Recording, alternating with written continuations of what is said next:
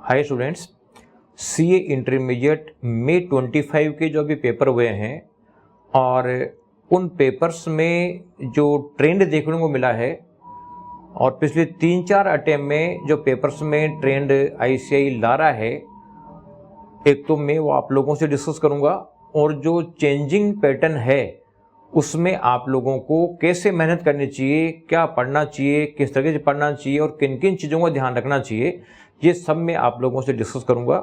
तो आप इस वीडियो को पूरा देखें, अपने दोस्तों को शेयर करें और साथ में वीएसआई का यूट्यूब चैनल जरूर सब्सक्राइब करके रखें, जिससे कि इम्पोर्टेंट जो स्ट्रेटेजीज है एग्जाम को क्लियर करने के लिए वो आप लोगों को मिलती रहे। तो सबसे पहले मैं जो आईसीएआई के पेपर्स हैं उसको 3 पार्ट में डिवाइड करता हूँ। एक तो प्योर प्रैक्टिकल सब्जेक्ट्स जिसमें आपका एडवांस अकाउंटिंग है, कोस्टिंग है और फाइनेंशियल मैनेजमेंट। ये 2.5 यानी 2.5 पेपर जो हैं ये प्योर जो प्रैक्टिकल हैं। तो इन प्योर प्रैक्टिकल्स में आईसीएआई ने क्या किया है कि जो पास्ट एग्जाम्स के क्वेश्चन पहले एज इट इज रिपीट हो जाते थे या फिगर चेंज करके रिपीट हो जाते थे, वो वाली सिनेरियो अब नहीं आ रही है। यानी पास्ट क्वेश्चंस रिपीट नहीं हो रहे, ये मान के चलो। तो वो कर क्या रहा है, वो ये कर रहा है कि एक क्वेश्चन लिया और उसमें 4 कंसेप्ट अलग तरीके से अलग एंगल से पूछ लिए, या 2 क्वेश्चन या 3 क्वेश्चन को मिला के कुछ पॉइंट हटा के उसमें से एक क्वेश्चन बना दिया। फिगर चेंज तो पहले भी होते आए हैं और अभी भी चेंज होते हैं, लेकिन अब कंसेप्ट थोड़ा सा चेंज कर देता है, यानी हल्का सा कंसेप्ट में चेंज कर दिया। तो कंसेप्ट चेंज कर दिया तो इसका मतलब है कि इन डेप्थ स्टडी अगर आप लोगों ने कर रखी है तो फिर वो आप सोल्व करने की पोजीशन में हो। तो आप लोगों को इन 3 सब्जेक्टों में क्या करना है, पहली बात तो केवल आईसीएआई का मॉड्यूल पढ़ना है, क्योंकि आईसीएआई के मॉड्यूल के बाहर तो बिल्कुल नहीं जा रहा। आईसीएआई की मॉड्यूल कंसेप्ट को ही वो कट पेस्ट करके मिक्स करके और आप लोगों को दे रहा है। तो आईसीएआई की मॉड्यूल के बाहर कुछ नहीं पढ़ना। आईसीएआई के मॉड्यूल से जो उसको प्रैक्टिकल क्वेश्चन को सोल्व करने के जो कंसेप्ट है जो आपकी फैकल्टियां पढ़ाती है, उन कंसेप्ट को ध्यान में रखो। इसके बाद में उन क्वेश्चंस को सोल्व करो और क्वेश्चंस को भी आप थोड़ा सा चेक करते रहो कि यार इसमें ऐसा हो गया तो क्या होगा, ऐसा हो गया तो क्या होगा। थोड़ा सा ये उसमें अल्टरनेटिव चेंजेस करके आप देखते रहो, क्योंकि वो कंसेप्ट में थोड़ा सा चेंज करता है और क्वेश्चन में बहुत सारा चेंज आ जाता है। इसलिए आपको उन क्वेश्चंस को अल्टरनेटिव तरीके देखने पड़ेंगे कि इसमें अगर ये चेंज कर दिया था तो क्या होगा, ये चेंज कर दिया तो क्या होगा। इस तरीके से आप लोगों को कंसेप्ट पे फोकस करना है।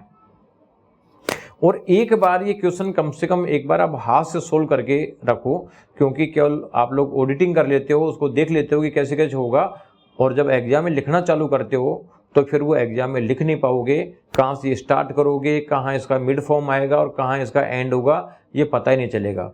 क्योंकि एक बार हम बेसिक क्वेश्चन को देख लेते हैं तो उसका इफेक्ट अलग रहता है, और एक बार हाथ से सोल्व करते हैं तो कई जगह अपन को डाउट होता है, फिर वो क्लियर होता है, तो उसका जो होता है इफेक्ट वो लॉन्ग लास्टिंग होता है। तो इसका मतलब है कि आईसीएआई मॉड्यूल क्वेश्चन पढ़ने हैं, आप लोगों को एक एक क्वेश्चन हाथ से सोल्व करना है, और जो भी इंपॉर्टेंट पॉइंट आता है उसको आप नोट करके रखें, और जो इंपॉर्टेंट कंसेप्ट आए आप ये देखो इस क्वेश्चन में कंसेप्ट अप्लाई करूंगा तो कैसे होगा।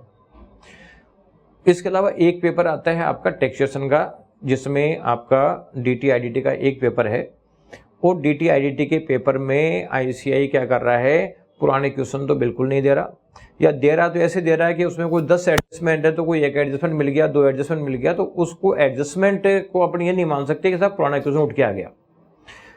तो डीटी-आईडीटी में आईसीएआई क्या कर रहा है, अगर कोई पुराना क्वेश्चन 4-5 क्वेश्चनों में जो अलग अलग एडजस्टमेंट दे रखे हैं, मान लो 10-10 एडजस्टमेंट 4 क्वेश्चनों में है, पता चलता है कि 2-2 एडजस्टमेंट निकाल लेगा और उसके साथ में नए एडजस्टमेंट वो भी डालेगा जो एडजस्टमेंट और कहीं भी नहीं है। यानी आईसीएआई मॉड्यूल में से क्वेश्चन उठाएगा, उसी में से कुछ कंसेप्ट हटाएगा और दूसरी कंसेप्ट डाल देगा जो किसी दूसरे क्वेश्चन में इन्वॉल्व नहीं है। तो यहाँ पे आप लोगों को ध्यान क्या रखना पड़ेगा कि आपको आईसीएआई मॉड्यूल के बाहर के बहुत सारे क्वेश्चन करने की जरूरत नहीं है, आप केवल आईसीएआई मॉड्यूल के क्वेश्चन ढंग से कर लो। लेकिन आईसीएआई की जो प्रोविजंस है मॉड्यूल में, उन प्रोविजंस को ज़्यादा से ज़्यादा करो, क्योंकि आज तक जो एग्जाम में क्वेश्चन पहुंचे हुए हैं, ये मान लो कि 25% प्रोविजंस के क्वेश्चन पूछे हुए हैं। तो अभी तक का कोई क्वेश्चन बैंक करते हो आप, चाहे अकाउंट्स का हो, एडवांस अकाउंट्स का हो, चाहे टैक्सेशन का हो, तो ये मान लो कि आप 25% कोर्स करने के पोजीशन में हो। अगर आईसीआई का स्टडी मटेरियल अपन ने ढंग से कर लिया तो इसका मतलब कि पूरा करने के पोजीशन में हो। लेकिन केवल क्वेश्चन नहीं, उसके कंसेप्ट भी आपको पढ़ना पड़ेगा। तो ज़्यादा से ज़्यादा आप इसके प्रोविजन पढ़ो और प्रोविजन पढ़कर क्वेश्चन देखो और क्वेश्चन देख के ये देखो कि इस क्वेश्चन में किस तरीके से एडजस्टमेंट किया हुआ है, इसका प्रेजेंटेशन कैसे कर रखा है। ये प्रेजेंटेशन आप लोगों को इसका पता होना जरूरी है। अब लास्ट में जो पेपर है उसमें आपके 2 पेपर कंप्लीट, जैसे ऑडिट और लॉ, और साथ में हाफ पेपर एसएम का। तो ये 2.5 पेपर जो है वो आपका प्योर थ्योरेटिकल है। प्योर थ्योरेटिकल में भी पिछली एग्जामों की जो क्वेश्चन है आरटीपी एमटीपी की, वो क्वेश्चन नहीं पूछे जा रहे हैं। वो मॉड्यूल में से क्वेश्चन फ्रेम कर रहा है, अंदर की इनडेप्थ लाइन उठा के दे रहा है। और इनडेप्थ लाइन अगर मान लो लाइन टू लाइन आपने पढ़ रखा है मॉड्यूल को, जब तो आप वो करने के पोजीशन में हो, और लाइन टू लाइन अगर आपने नहीं पढ़ रखा तो करने के पोजीशन में नहीं हो। तो आप देखोगे कि क्वेश्चन जो आ रहे हैं वो कोई ऐसा नहीं कि आप पीछे जो प्रैक्टिस क्वेश्चन है उसमें से आ रहे हैं, अंदर के पॉइंट्स में से बन के आ रहे हैं। और अंदर के पॉइंट्स में जो बन के आ रहे हैं वो बच्चा जब भी करने के पोजीशन में है जब उसने अंदर के डिटेल्ड पॉइंट पढ़े हैं। तो इसका मतलब है कि इसमें भी आपको आईसीआई का study material line to line पढ़ना है। इसमें कोई भी शॉर्ट नोट देखने की जरूरत नहीं है। क्यों नहीं है? क्योंकि शॉर्ट नोट से पर्पस सोल्व होगा ही नहीं होगा। वो तो अंदर डीप कंसेप्ट पूछ रहा है, एमसीक्यू में डीप कंसेप्ट पूछ रहा है। तो अगर आपने लाइन टू लाइन पढ़ा हुआ है तो कंसेप्ट आपको याद आ जाएगी, हाँ यार यहाँ पढ़ा है और इसका ये ट्रीटमेंट होगा। लेकिन अगर आपने नोट्स पढ़े हैं तो नोट्स में इन डेप्थ चीज़ें तो होती नहीं है, और ये चीज़ें लोग पूछ रहे इन डेप्थ। और इन डेप्थ जब भी कर पाओगे जब आईसीआई का स्टडी मटेरियल पढ़ोगे। तो आप लोगों को इसके लिए केवल और केवल आईसीआई का स्टडी मटेरियल पढ़ना है।